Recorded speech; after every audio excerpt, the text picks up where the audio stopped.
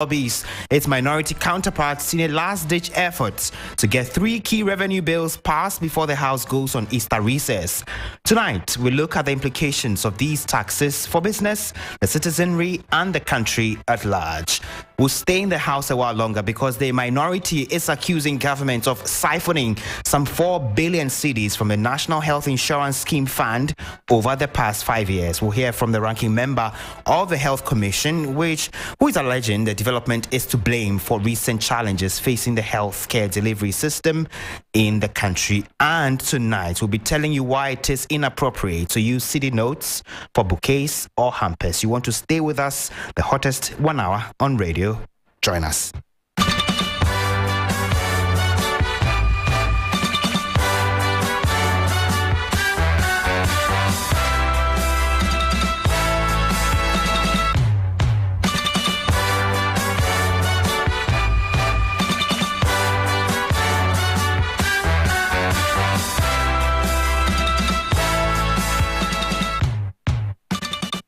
Thank you for joining us from wherever you are. It's not too late to join us on 3FM92.7. You can log on to Facebook, 3FM927, and watch us live from wherever you are. This evening, we're heading to Parliament because it has played host to a lot of activities all day. This evening, the majority caucus is lobbying the minority counterparts to help them approve three revenue bills currently before the House. Parliament is expected to go on recess later this evening for the Easter festivities. But before the House rises, they must consider the Income Tax Amendment Bill, the Excise Duty Amendment Bill, and the Growth and Sustainability Levy Bill, which government considers crucial in its quest to clinch an international monetary fund bailout. The minority has said it will reject the new taxes, arguing they will be burdening the Ghanaian who is already overtaxed. But the majority says the two sides must work together to support government's economic recovery measures. Listen to Information Minister Kojo Oppong-Nkrumah making a last-ditch effort to woo the members on the minority side to play ball. So I think the first thing we must understand is that for every revenue measure, somebody will be affected. And so it is understandable that somebody will push back saying that this will affect me. That's understandable. But we must also look at the bigger picture of what we want to achieve collectively as a republic. And in the midst of that, also be willing to have a certain conversation. What are the tweaks that can be made to the current draft of the bill as is, so that we can find a good middle ground and still close this about 4 billion gap that we need to do on the revenue side. So I'm not even too fixated about arguing with Buta or AGI or somebody. We must find a certain decent middle ground that allows us to close this gap for our collective good. To our colleagues in the minority, I think it is clear as we go along that we need to work together to achieve a certain objective for the country. And so sometimes, yes, we all get, whipped up and whips are put in place that let's do this, let's do that. But I think we have to look at the country's interest at this point in time. The world is ready to help us. China, Paris Club, the external creditors, we have reason to believe are all with us in a good place now. And they're all looking at us to see whether we as a country will get our act together and help ourselves. So my call, my appeal is to us in government, those in the minority, those in the economic groups, that we all need to find a certain common middle ground and ensure that at the end of the day, these revenue bills pass and we're able to close this 4 billion gap or so, and then be able to cross this threshold for our collective good. So you heard the Information Minister Kojo Oppong-Nkrumah. He will not be the first member of government to make an appeal to the minority side in Parliament to reason with them and approve these three fresh taxes. Earlier in the week, we heard Finance Minister himself also speaking about this. Let's get to Parliament now. Komla Kluche, our Parliamentary Affairs correspondent, is joining us. Komla, how long from now would we anticipate that the conversations around passing these three bills will be done?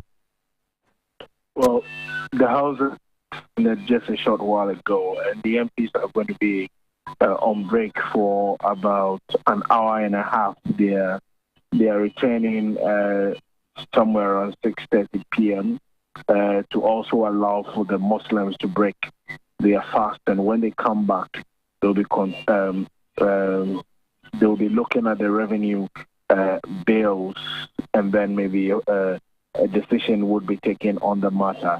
Of course, they are rising today, and so the readiness of the House is there for them to be able to do it. In the words of the minority leader, yes, of course, they need this break or this suspension to be able to have the strength and the energy to get rejuvenated, and then to come back into the House fully prepared to debate the matter, and then a possible decision is taken. And we had the information minister a short while ago, trying to woo and lobby the members on the minority side to come to terms and reason with them on this particular subject. Does it appear the minority side will be budging? There's no consensus on this particular matter as we speak now. There's absolutely not. The minority remains opposed to this. But what needs to be done is how they will be able to marshal their numbers. As far as I'm concerned, they have 136. The MPP equally has 136 plus the independent member who chooses to do business with them. Of course, you can tell how that will go. At least one person who was in doubt was the Domi Kwamenya MP, but just a short while ago, she spoke in the House eulogizing the late member of Parliament for the Kumewu constituency, which tells you that at least the MPP has been able to work on her to stay in the House. At least if today is added to it, she's been in the House for the past four days consistently, and so for that matter, if it's anything to go by, she would be in the House. It remains unknown if the NDC has been able to also make some inroad into their camp. But I mean, the decision on this one is not going to be a secret vote. It's just going to be a voice vote. Where there's doubt and it's challenged, then there has to be a head count. When the head count comes, then we'll be able to tell. But as far as I'm concerned, this is quite likely to go the way of the majority because of the numbers that they have as of now. A long night for you, Komla Kluche, who will remain in Parliament and observe proceedings and bring us all the updates and the fallouts. If you stay with us here on 3FM 92.7, all our social media platforms, Facebook, Twitter, Instagram, and of course our affiliate stations. Let's head over to Zoom now. Joe Jackson is a financial analyst, director of operations of Dalex Finance. Thank you for joining us, Joe. So for you as a businessman, what will the introduction of these 3 fresh taxes mean to your work as a businessman, and why would you think that there's a lot of pushback?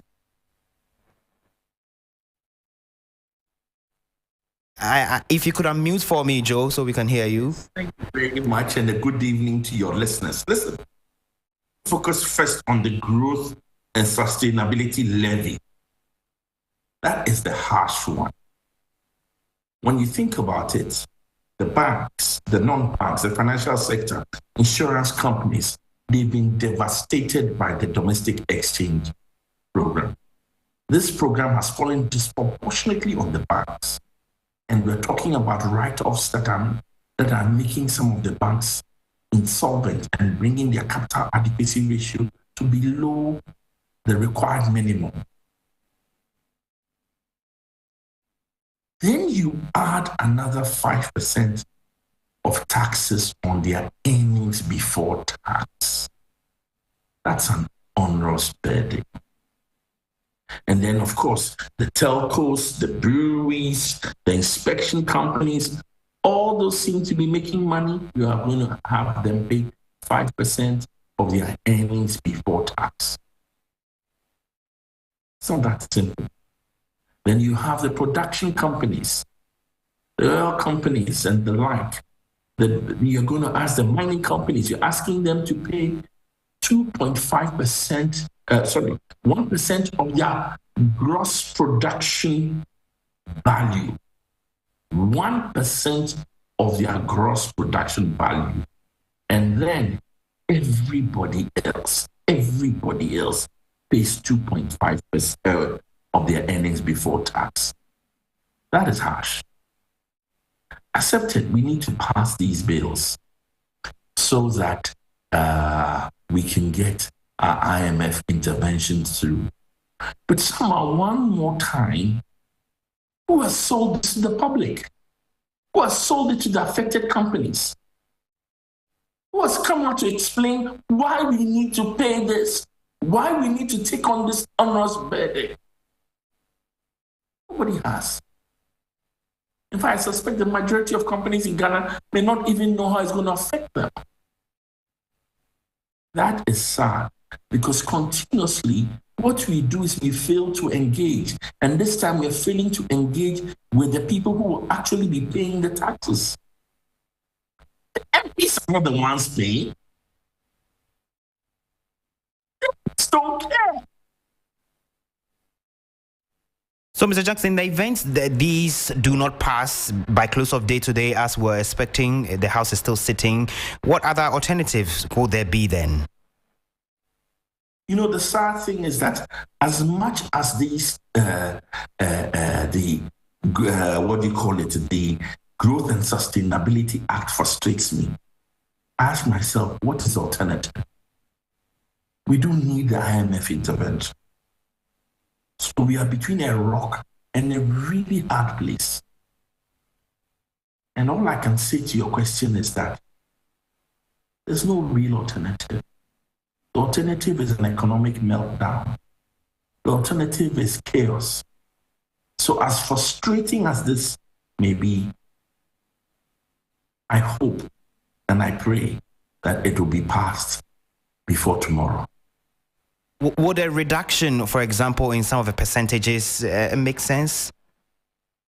Of course, every basis point reduction would make sense. But the question is that I suspect that this has already been written into the conditions precedent with the IMF. And if it is not passed, we may not get the intervention. We'll leave it here. Joe Jackson, thank you for joining us. We always appreciate that you could join us on the show. Joe Jackson is a financial analyst. He is a director of operations at Dalex Finance. And later in the day, we will be crossing over back to Parliament for the latest on all the developments that have been happening. Of course, we know that Parliament will be rising by midnight today. Joining me in studio is 3 Businesses, Sani Abdulrahman. Sani, thank you for joining us. You've been observing the space, the concerns of all the organized groups, the parties, the businesses, etc. From the business community, what does it appear to be the point of consternation? Why so much pushback?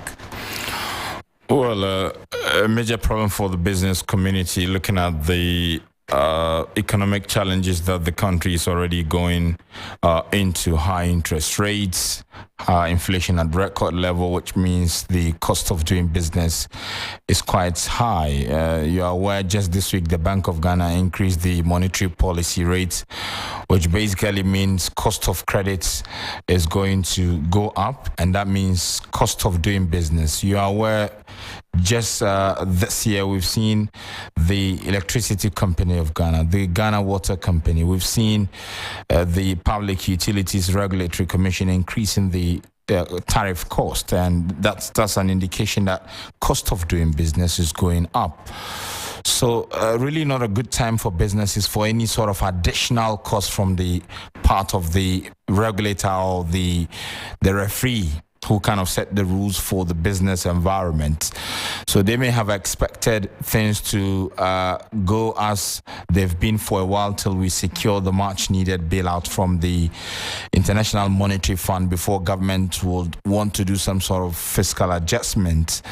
But also, as part of the commitment and policy proposals that the government presented to the IMF to even reach the staff level agreement back in December, was the need to increase revenue. And that means government will have to widen the tax net, maybe government looking at additional tax measures. But many have argued that the issue is not about increasing tax policies, but the existing ones, how effective has government been, and the revenue administrator, I'm referring to the GRA, in terms of collection, in terms of plug in the loopholes so that it could be effective. But to increase additional taxes may burden businesses in this quite difficult economic time, and that has been the reason for the pushback from the business community. Do you get a sense that they would appreciate, for example, a review in the percentages if push comes to shove?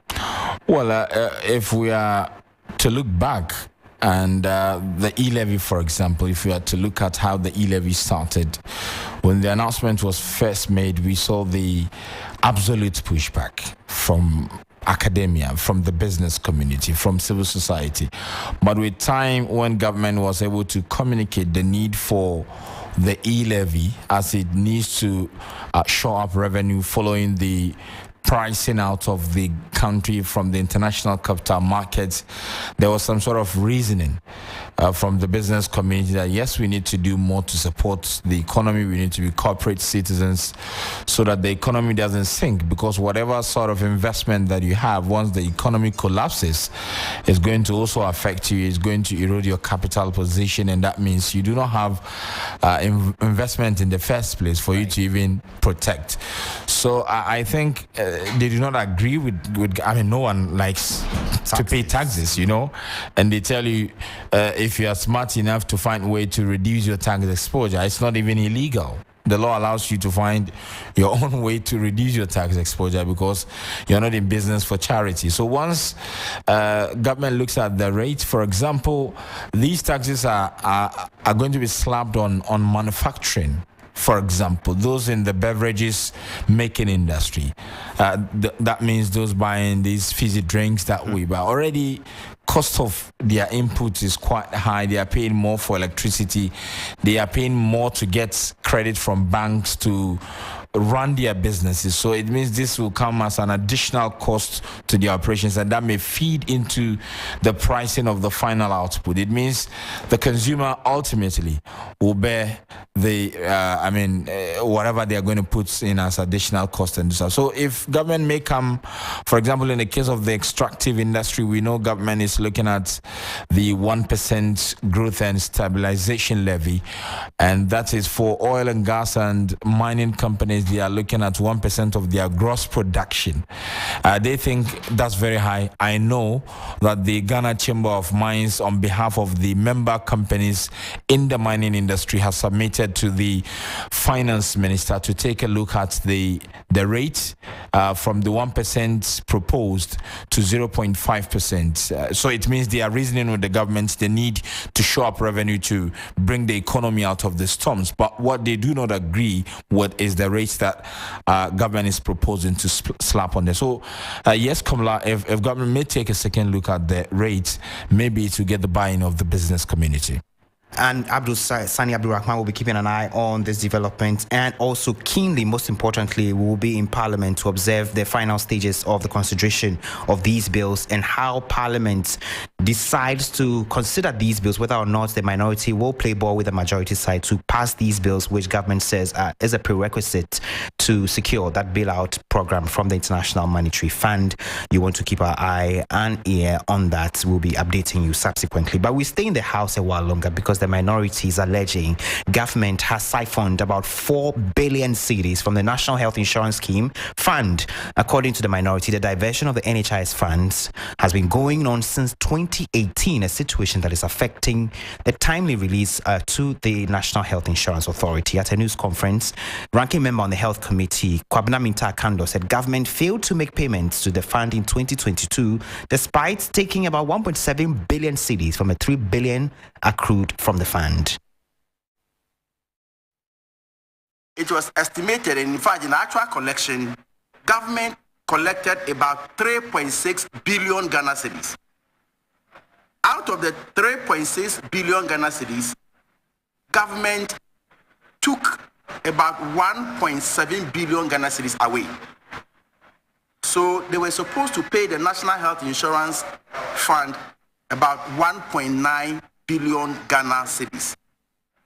And if you check the formula they presented yesterday, 0 Ghana cedis was paid. Nothing, absolutely nothing has been paid.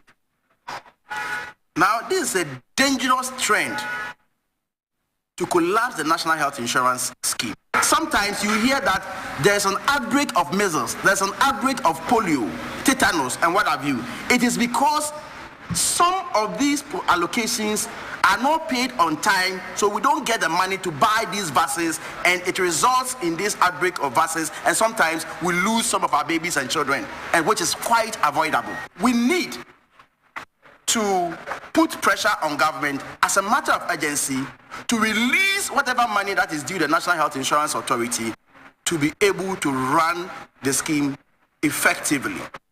During the consideration of the formula, we realized that the allocations, the IT component of the allocation is too high.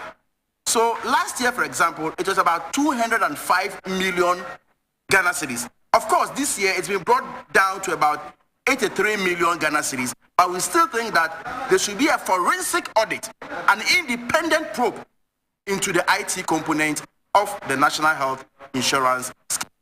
So you heard the Dwabuso MP, who is also the ranking member of the Health Committee of Parliament, Kwabena Minta Akando. You all know that this conversation is coming on the back of threats by the healthcare providers to withdraw their services to the health insurance scheme over months of unpaid claims. But majority has dismissed some of the minority's claims. Majority Chief Whip Frank Adom has been explaining the inclusion of some critical medical conditions in the scheme is contributing to the delay in the release of the funds. I can tell you, but not for the average of 2 months delay in processing. Now, we are averaging 5 months delay in the release of the funding. But there's a broader picture, and the broader picture is the discretionary powers exercised by the Minister of Finance. And it is not peculiar to this minister. Setekpe exercised that powers, and it's run down various governments. But you see, our colleagues should also be fair to admit that regardless of the difficulties, we recorded some very positives.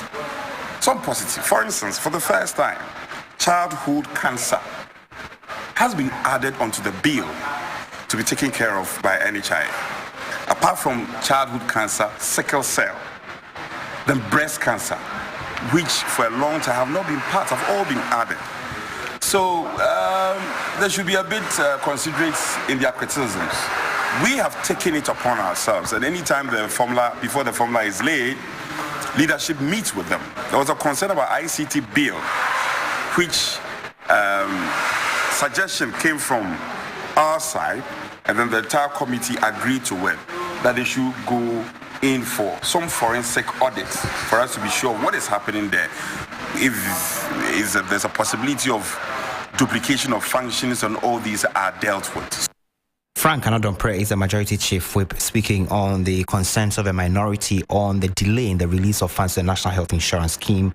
It's also a subject of interest to us. We will be getting some reactions from the National Health Insurance Scheme and then hear from the healthcare providers who have been threatening to withdraw their services. But let's head now to the Central Gonja district of the Savannah region, which has been playing host to a lot of activities all day. We understand there's been significant tension in the area following the killing of a chief there. So the body of a murdered chief of Majupe in the Tuluwe traditional area of the Central Gonja district, Mujepeura Abdurrahman, who was allegedly killed on his way to the market over a land dispute between the people of Tuluwe and Kapande, has been released for the family for burial. A joint police and military team escorted the body to Majupe, where he will be buried. Meanwhile, 3 news sources within the Savannah Regional Police Command say son of a late Mujepeura, who sustained various degrees of gunshot injuries during the attack, has mentioned some 10 suspects who may have been involved in the matter. The police say the names mentioned will help them in their investigations. Let's cross over now to the Savannah region. Christopher Marco is there. Christopher, beyond the information we're gathering about the names that have been mentioned to the police, do we know if in concrete terms any arrests have been made? Yes, Komla, as we speak, no arrest has been made. It's just that the body has been released to the family for burial. But we are getting multiple reports that the military and police accompanied the body to the Mujipe community where the chief was sent for burial. And what's been the level of cooperation for want of a better word, between the residents in this area and the police? Yes, so the Yagbonra has since asked the residents in these areas to calm down as the traditional authorities take steps to address the land disputes. And for him, he has just assumed office as the Yagbonra, and for that matter, he needs the cooperation of everyone to be able to administer the affairs of the area. So the communities are actually cooperating very well with the police to ensure that the man is buried first before they can commence investigation. As we speak, the son of the late Mujipewura, we are told, has mentioned some 10 names to the police that will aid the police in their investigation. And all through the day, we understand that there's been significant tension in the area, and the police have been trying to maintain calm to prevent any reprisals. Does it appear the residents there are taking this lightly and taking it in their stride? Yes, because of the beefed up of security in the area, residents actually, even though all they wanted was for the slain chief to be handed over to them for them to bury before they can take any steps in addressing the issues, because that was the concern of the residents who have been affected by this attack. They were throughout the day demanding that they have to bury their kinsman before they can listen to any negotiations, any form of peace talks that will take place. So now that the body has been released to them after burial, the Gonjaland Youth Association, the Savannah Regional Security Council, and other stakeholders have indicated that they will have to immediately meet these communities and ensure that everything works out for calm to be restored in the areas. Thank you, Christopher Marco, my colleague there in the Savannah region, bringing us updates. If you're just joining us, the story is that the body of a murdered chief of Mujipe in the Tuluwe traditional area of the Central Gonja district has been released to the family for burial. It follows, an attack on him and his son in which he was killed. His son has since mentioned at least 10 individuals, according to our sources within the police, who may have been involved in this attack leading to his death. We'll get the latest and bring it to you shortly. But let's do another story that's been of significant interest to some of us. It has become common lately to see people use the CD notes in making bouquets and hampers as gifts for their loved ones on special occasions like birthdays, wedding anniversaries, Valentine's Day events, and even parties or send-offs for individuals. But the Bank of Ghana is this evening saying that it is against the bank's policy to engage in such practice. It is therefore cautioning the public to desist from it. Dominic Kowusu is director of the currency department of the Bank of Ghana. I'm saying, I know who say, a minimum year weddings, or more year birthdays, and then near ma, na omafa sika, Bank of Ghana issue. Sika no crown befa, a mono, or mon father dan, no more chinchim, no more the a sea basket mu no mo de akoma omo wa so mo de ma omo ni amepese ye nyina ti ase ne se enye ade a e wo se ye enye ade a e wo se ye ti ni amesere mo ne se ye njai Bank of Ghana sika ode aban o se ye mfa ndidwa wanka se ye nkọ koakoan na ye fancy basket mu ne fanye achedie.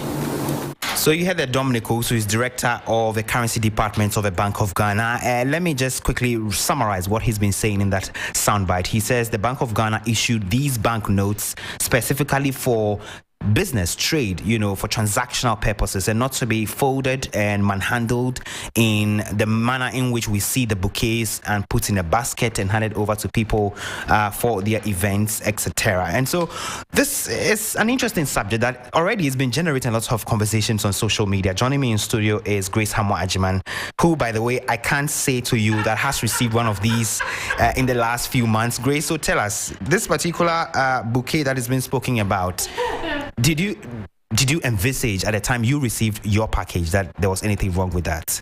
No, Komla, no. I never saw this coming. And even now that the BOG has said it is illegal, I don't know. I never saw it coming. And I don't see anything, I don't know, but from the explanation the man gives, if he says, well, it is defacing the currency, that is a valid point. Right. But to say it is illegal, I think that is a bit too strict. Great. Yeah. And on social media, we've been seeing this a lot.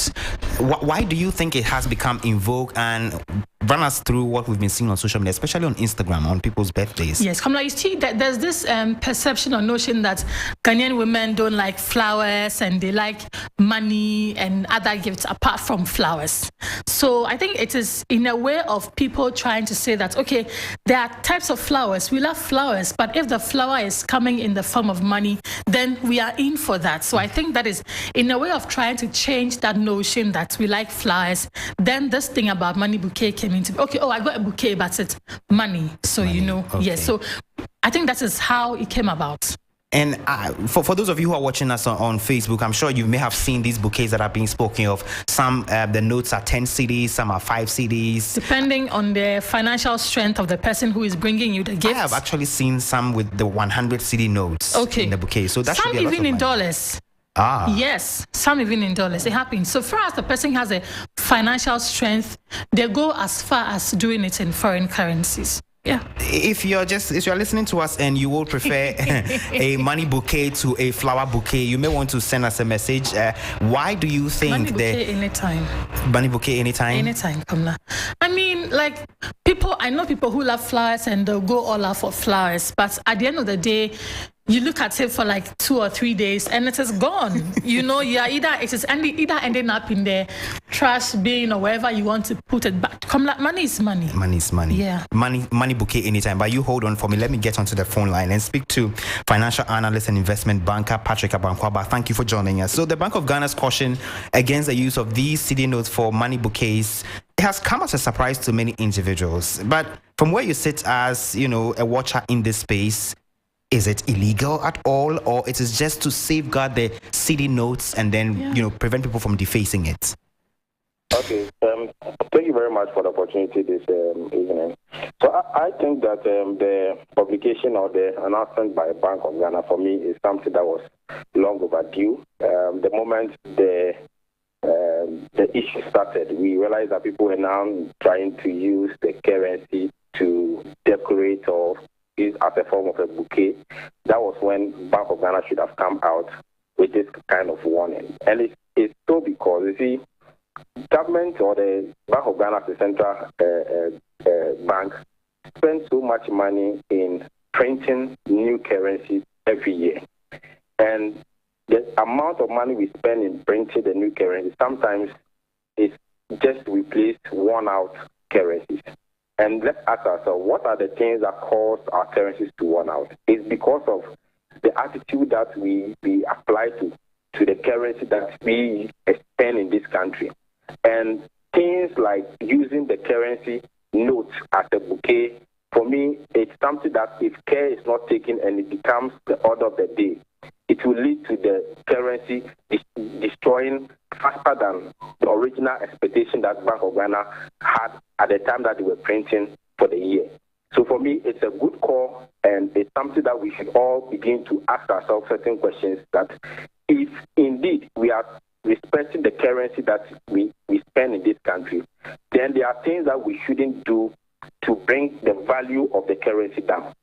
Now, most of the people that do that, I'm sure if they had other foreign currencies, they will not treat the same way because they know that if something happens to that foreign currency, there's even a little turn on that currency. No foreign bureau or bank will accept it. Mr. Abankwaba, I'm not cutting you, but we have seen bouquets that have been made from dollar notes and even pound sterling. No, and it's even wrong if people want to do that. And I'm telling you for a fact that if people use dollar or the pound sterling for that bouquet, the way they will handle it will be different from if they use the CD. And the clear distinction is that they know that if they want to now go and change that dollar or the pound at any foreign bureau or even the bank, and there's a little turn on that particular currency, they would have lost that money because no bank will accept it. But in their minds, they know that if it's cedis and there's even a turn on it, I will just take it to the bank will replace it, and I can move on with that. So that is the clear distinction between the two. It's about the mentality when people are using it.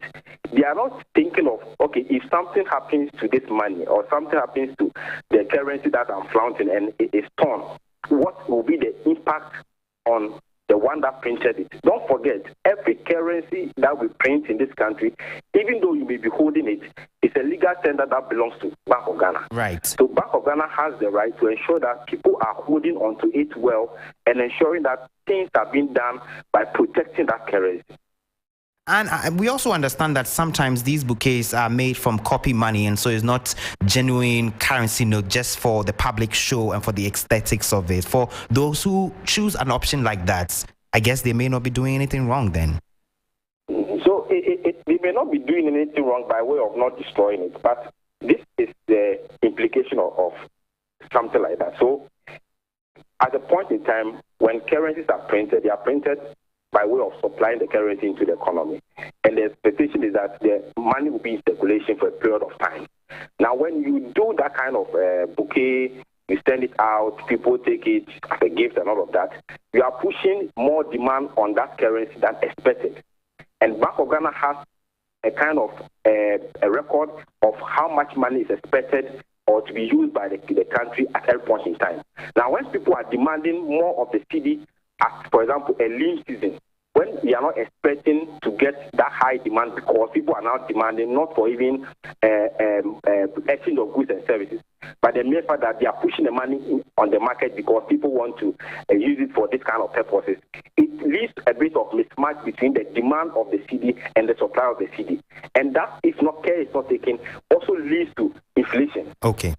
We'll leave it here. Thank you very much. Patrick Abankwaba, he's a financial analyst and investment banker. I guess many of you who are listening to me will have other ideas about what he's just told us. Grace is still in studio with me. Grace, he mentioned that some of the people who use these bouquets, apart from defacing the money and stuff like that, will cause an artificial demand, and that could affect, the running or the circulation of the currencies. But I also spoke about the people who use copy money for this. Yes, Komla, the point about people demanding and putting pressure on demand, I don't really agree with what Patrick says, because at the end of the day, the monies we get from these bouquets, we spend the money.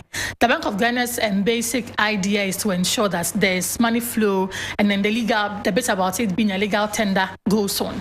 And so if you get the bouquet and you are spending the money and it is in the system, I don't see the pressure on demand, or I don't see one side having the money and it's not being in the system. And also the bit about the money being defaced because it's being rolled and all of that.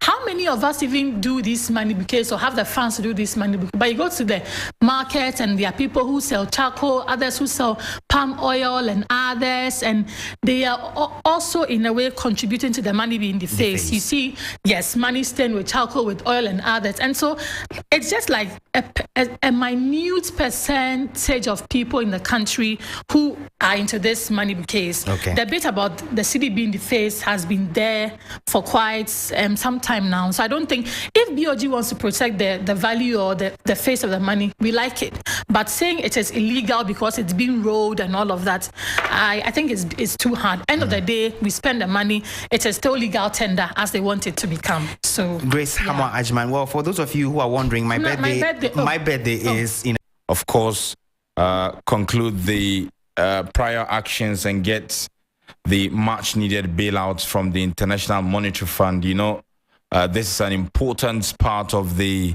economic recovery process. I wonder what happens if Parliament fails to approve the bills this evening, and what the Finance Minister would be doing as far as alternative is concerned. So we have these and many more for you all in the next 5 minutes. My name is Sanam Rahman. Thank you so much for your time on the business segment of Hot Edition.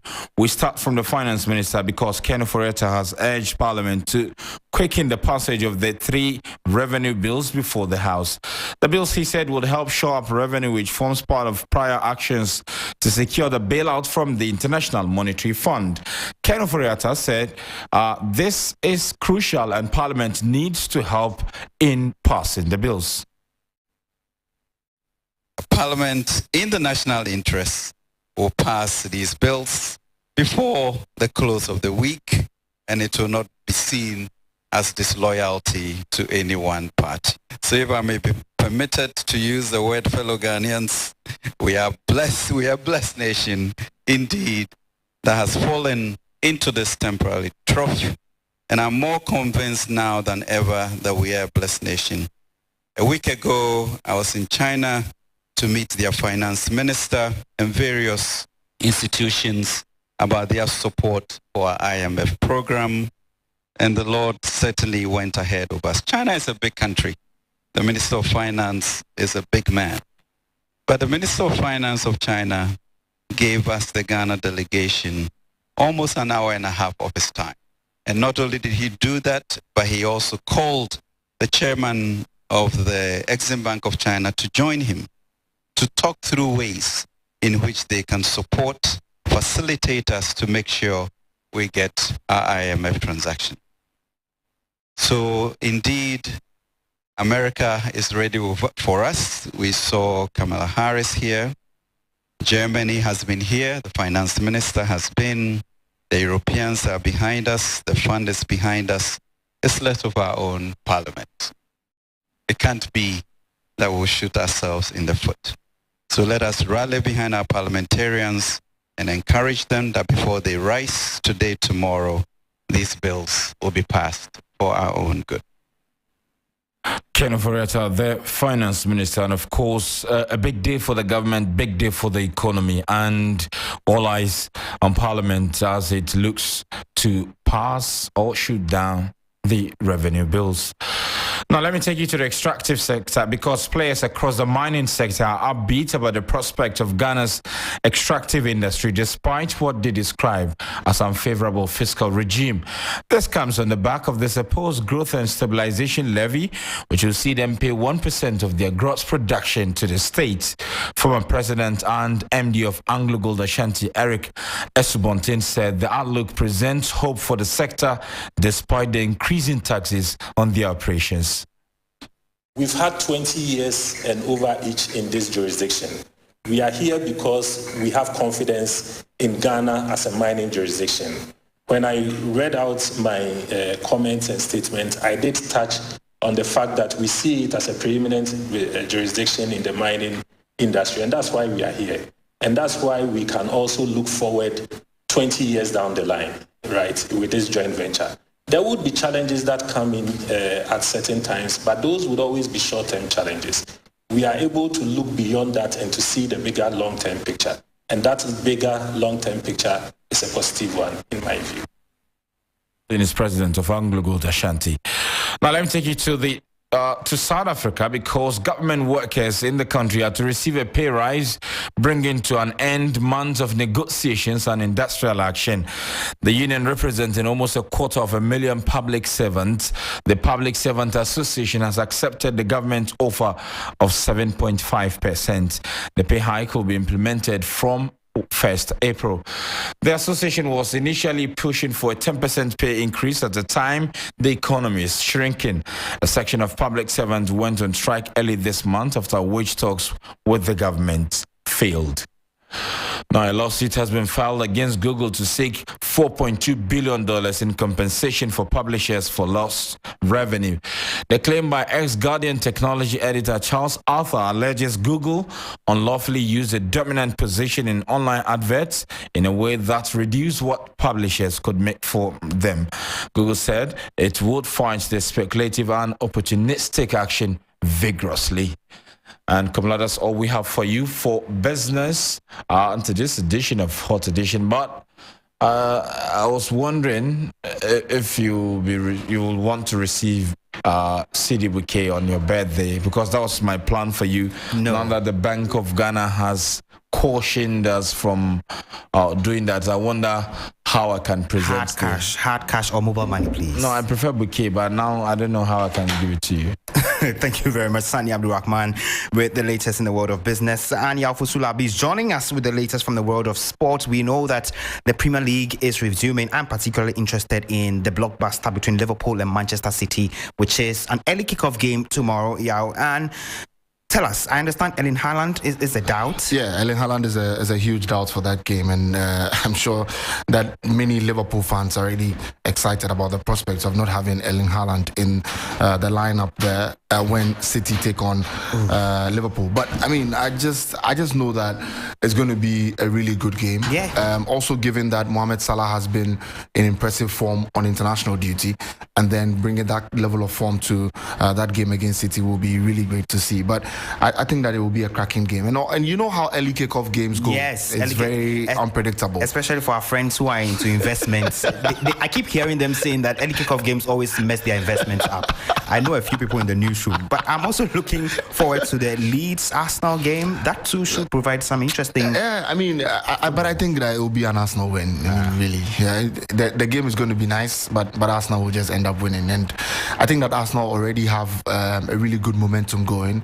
And whatever happens in that City-Liverpool game would give Arsenal a lot of confidence going into the Leeds game. And then we'll see how that goes for them. But also, there's Isaac Dogbe, who's fighting this weekend, and two-time Olympic gold medalist Robiese Ramirez will get his first crack at the world title on Saturday. He faces former world titleist Isaac Dogbe in the main event for the vacant WBO featherweight title left by Emmanuel Navarrete, who has moved up to 130 pounds. Bout will happen at the Hard Rock Hotel and Casino in Tulsa. Isaac Dogbe says he has something to prove. I feel great. I mean, first and foremost, I thank the Lord for this another great opportunity. I say third time the charm. I mean, the first time was great. The second time and the third time wasn't, all that. But this trip, I'm always hopeful. I'm the type of guy that unless I say to myself that I don't want it, So because regardless of whatever it is, if I say that I'm gonna do something, I'm always gonna show up. I don't know.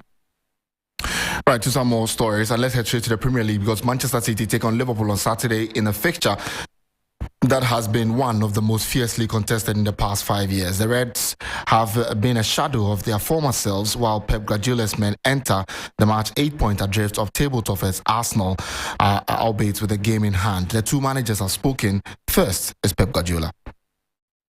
Yeah, definitely. We know each other many years, so same managers many years, so we'll remain an exceptional team. My opinion doesn't change for a season that had up and downs.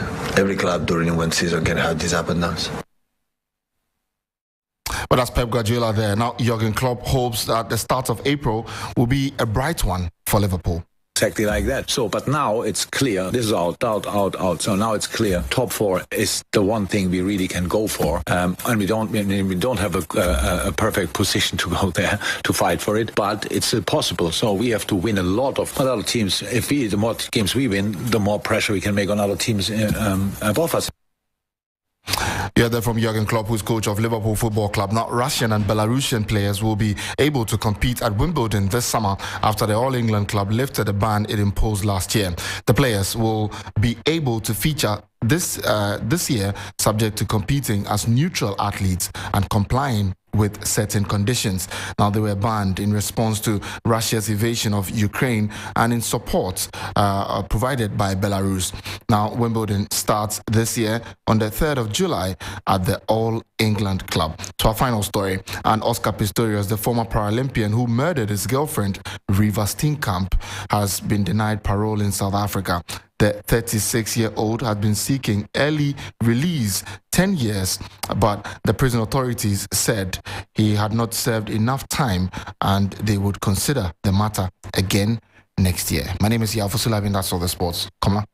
Thank you, Yalfo Sulabi. We will particularly be looking forward to those games in the English Premier League and also in the Spanish La Liga. I know Barcelona will be playing in the Spanish La Liga tomorrow. We will be getting all of those, and I'm sure the rest of the sports team on Sports Ultras on Sunday night at 6 p.m. here on 3FM 92.7 will have conversations about the outcome of all of those games.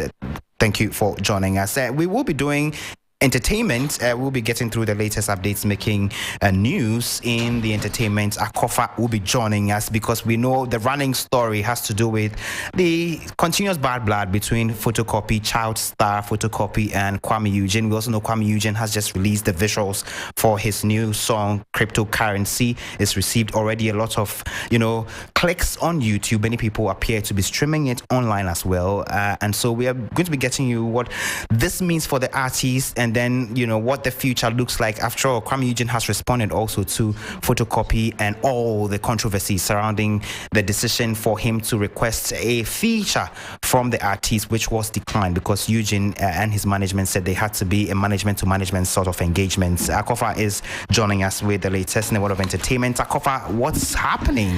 Hi, Komla. I haven't met you. Yes.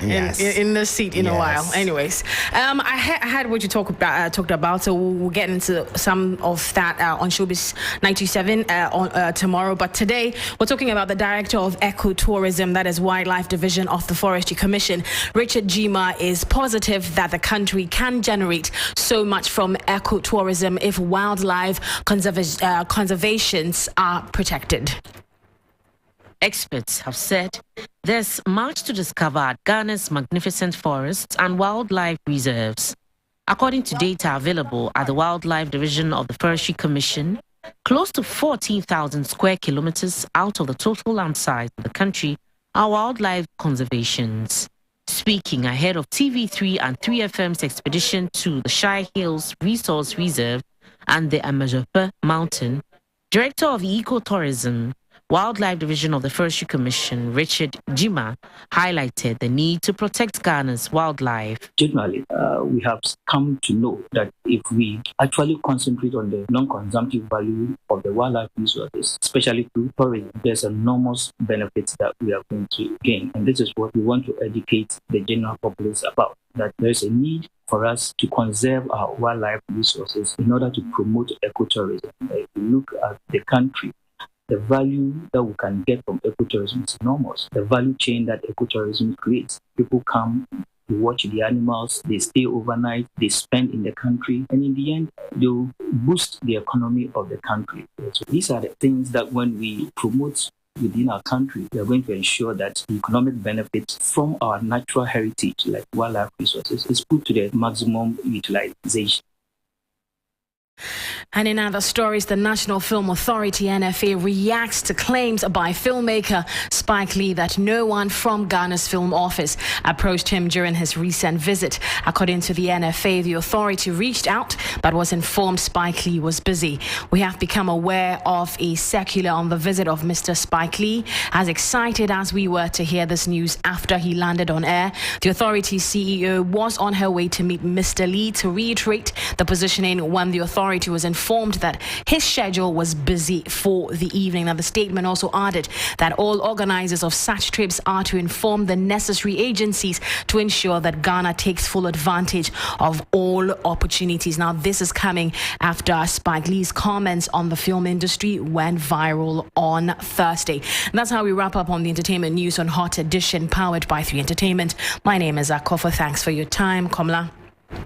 Thank you very much, Akofa. We'll be tuning in tomorrow on Showbiz 327 for Showbiz 927 for all of the updates on the latest in the world of entertainment. Plus, I'm particularly interested in that Photocopy and Kwame Eugene beef. Yeah, a lot of people are, especially, with the interaction. I think he had an interview and people believe that he had to think about the response he was giving, because then people are more inclined to believe the child, because they believe that there's no way that child will make up, such a story. And, Kwame I think he was trying to play the whole, I'm being diplomatic about it, but people are just seeing through. So we'll see how it goes. Yeah. And some have said, some industry people I've seen on social media, for example, say maybe the young star could be properly managed. Yes. So he knows what he's saying. Because doesn't add a lot of emotions when he's expressing himself. So it prevents all the back and forth that we're having. And for a young child to say he hates somebody. Hate is a very strong word to use. I think that was where people, were asking that what kind of conversation went on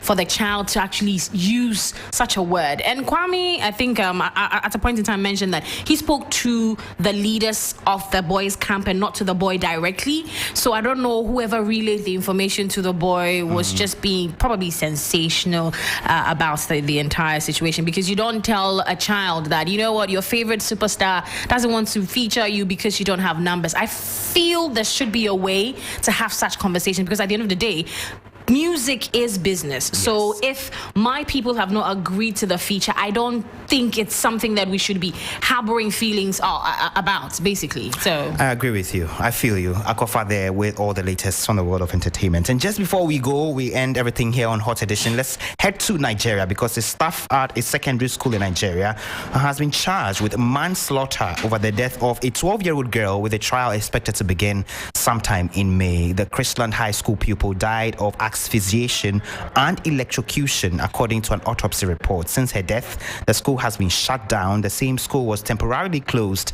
sometime last year after an alleged case of sexual violence involving students on a trip to Dubai. Recently, several other schools in Lagos have been closed after alleged incidents that resulted in the death of students, variously involving bullying, a fatal accident, and a suspected drowning during a swimming lesson. Parents and residents of various schools are calling for stricter monitoring for schools across Lagos. Others have also called for strong sanctions against the affected schools to ensure management are held to account and future tragedies are avoided. Thank you for staying with us over the last 60 minutes here on Hot Edition with me, Komla, Adom. If you log on to 3news.com, you find a lot more stories there.